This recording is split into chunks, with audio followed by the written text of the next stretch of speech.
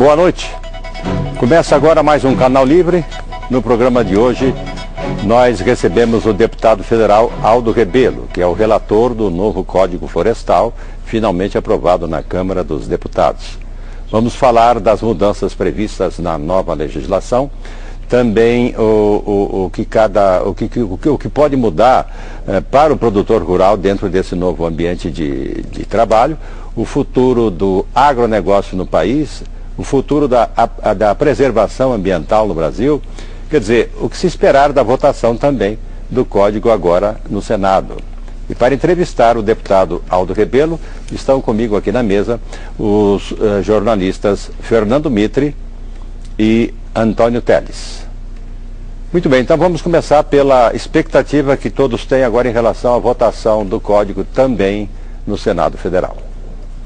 A aprovação do Código teve um apoio expressivo na Câmara. 80%, 410 deputados, muitos da base de apoio ao governo, foram a favor de proteger o meio ambiente, mas garantindo a produção agrícola de um setor que é responsável por 30% da economia do país. Quem venceu foi o Brasil, foi o bom senso. Este agricultor aguardava com expectativa a aprovação de uma legislação para substituir a atual, que está em vigor há meio século.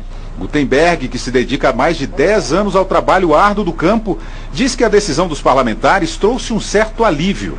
Agora vai poder levar alimento à mesa do brasileiro sem medo de ver a produção prejudicada pela lei anterior, que segundo ele é bastante ultrapassada. O trabalhador rural, ele é sofrido, então precisa mesmo que o governo venha intervir de uma maneira que ajude o agricultor, não que atrapalhe o agricultor brasileiro, né? Com o novo código, produtores com imóveis rurais de 20 a 400 hectares não precisam recompor a área desmatada antes de 2008. As multas aplicadas até essa data também estão suspensas. Será permitido plantar até 50% de vegetação não nativa, como o eucalipto. Quem desmatou vegetação nativa às margens de rios até 10 metros de largura terá que reflorestar apenas 15 metros. Está autorizado o cultivo de algumas plantações, como de maçã e café, em topos de morros, margem de rios e encostas. Emenda dará à União poder para definir regras gerais e aos estados o que pode ser cultivado nas APPs. Antes de ir a plenário, o Código Florestal vai passar por 3 comissões no Senado.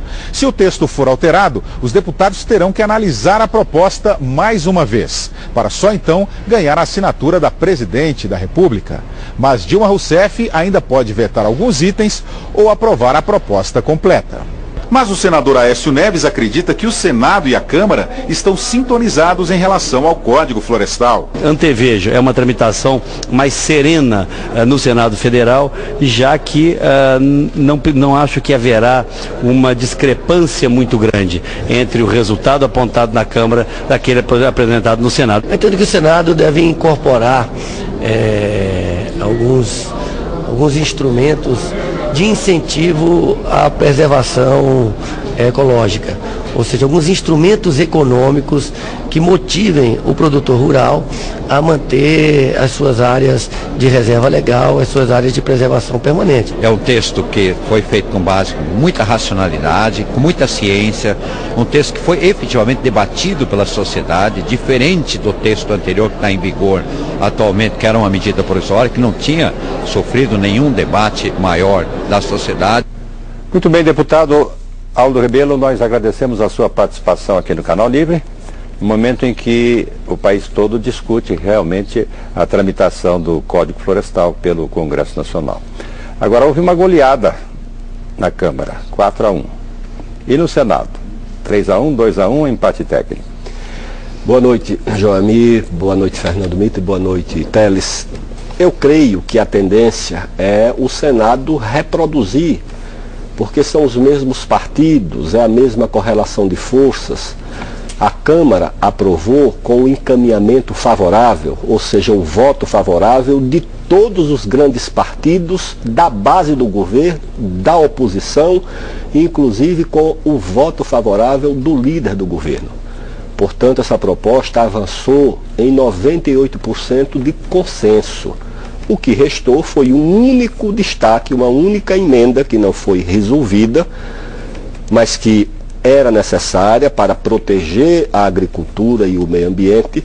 Foram 410 votos favoráveis contra apenas 63, o que reproduziu, de certa forma, a primeira votação da urgência da matéria, que foram 399 votos favoráveis contra apenas 18. O que demonstra essa votação? Que há 410 ruralistas na Câmara dos Deputados?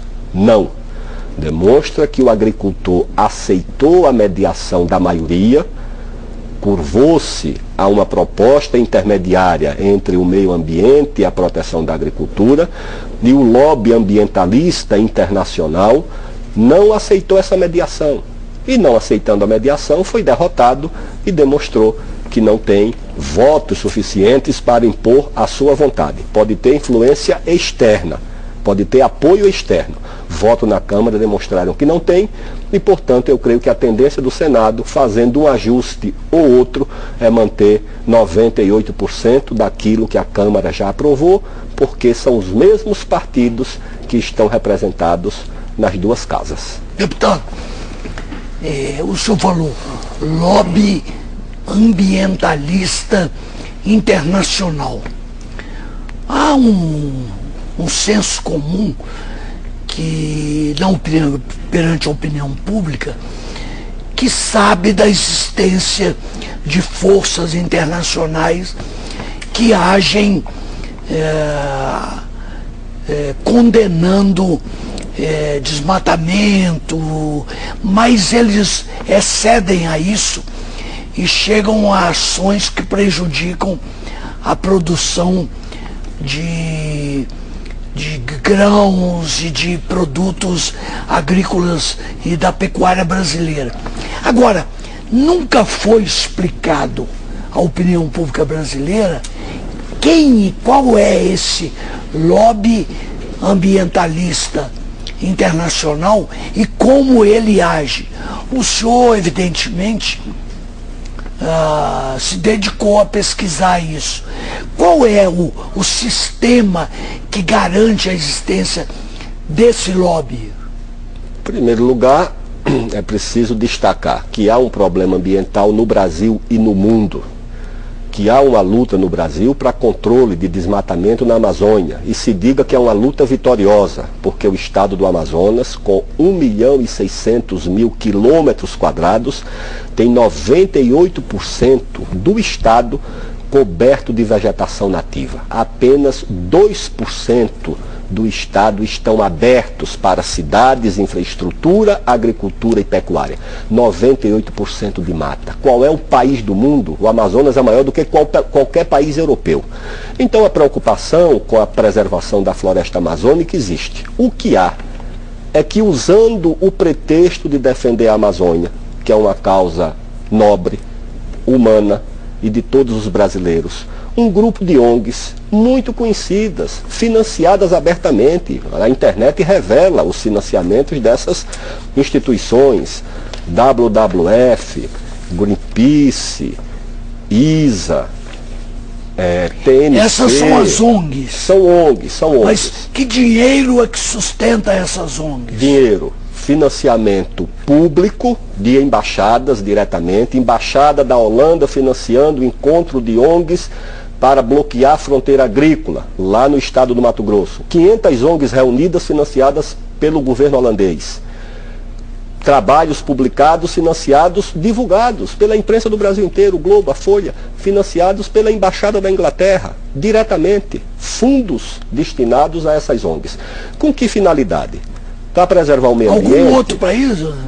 A Alemanha financia também abertamente, a Bélgica financia, os Estados Unidos financiam, financiamento público e financiamento privado, porque a Associação dos Fazendeiros Americanos, quando produziu um excelente documento do ponto de vista da agricultura dos Estados Unidos, que é o Farms Here, Forest There, fazendas aqui, florestas lá, para pressionar a legislação ambiental brasileira, para proteger os produtores americanos, financiado também para que as ONGs ajudassem a produzir. Esse problema é um problema ambiental? Não é. Existe o problema ambiental e existe a guerra comercial. entre a agricultura dos países ricos, Europa e Estados Unidos. O subsídio, que é o financiamento público, já quebrou a agricultura africana, aqueles acampamentos de famintos na África. Aquilo não é por acaso. É porque o tomate enlatado chega numa feira do Marrocos pela metade do preço do tomate do agricultor marroquino. Ele não tem como concorrer, quebra, vai para o acampamento de famintos e o excedente da agricultura europeia ainda é vendido para a ONU, que distribui em aviões da Cruz Vermelha para ajuda humanitária. A agricultura mexicana quebrou pelo subsídio ao milho dos Estados Unidos. O aumento do narcotráfico, o recrutamento de jovens agricultores pelo narcotráfico no México, é também o resultado da quebra da agricultura mexicana. E eles querem, pela ameaça, pela possibilidade da agricultura brasileira, quebrar também a nossa. E quebram como? Bloqueando a infraestrutura, não tem estrada, não tem hidrovia, não tem porto, não tem energia, nem nuclear, nem de Belo Monte, nenhuma. E bloqueia também a expansão da fronteira agrícola. Essa expansão da fronteira agrícola, ou, além do mais, fazer com que o agricultor, pela lei, tenha que arrancar capim, café, feijão, milho, soja, maçã, uva e plantar mata no lugar dessas culturas milenares que o Brasil tem em áreas que os europeus têm. Café. Nós examinamos a legislação europeia. Não existe reserva legal em nenhum país europeu e nem nos Estados Unidos. Não existe APP no país do Greenpeace, na Holanda. Qualquer menino, qualquer cidadão pode pegar o programa do Google e percorrer a calha dos rios holandeses para ele ver o que é que tem de mata ciliar na beira dos rios, do Reno, do Danúbio. Não, tem mata ciliar de beterraba, de uva, de couve-flor, menos de floresta. Tulipa, né? Tulipa é tudo cultivado. Então não é o interesse ambiental. O interesse ambiental deve ser nosso. Nós queremos mata ciliar, queremos reserva legal, mas queremos também o nosso produtor protegido. Deputado, é impressionante esse relato e essa avaliação que o senhor faz da situação, não é? Colocando aí as ONGs e os governos por trás das ONGs com todos esses interesses.